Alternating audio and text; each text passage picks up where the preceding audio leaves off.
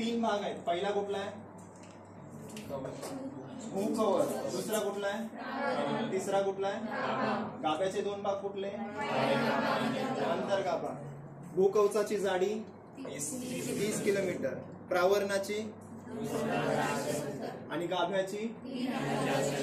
सियाल म्हणजे काय? सर्वात वरचा भाग. सायमा म्हणजे सर्वात कशाचा?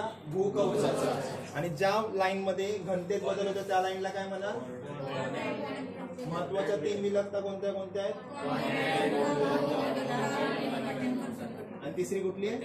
गटेनबर्ग विलकता. कॉन्रॅड विलकता कशाला विलक करते? सायमाला. मोहो विलकता कशाला कव्हर कर? आणि नंतर गटेनबर्ग विलकता. आता त्यातला महत्वाचा पार्ट, बाह्यगाभा हा कसा आहे? अंतर्गाभा. अंतर्गाभ्यालाच काय म्हणतात? निफे म्हणजेच काय? Plus ferrous.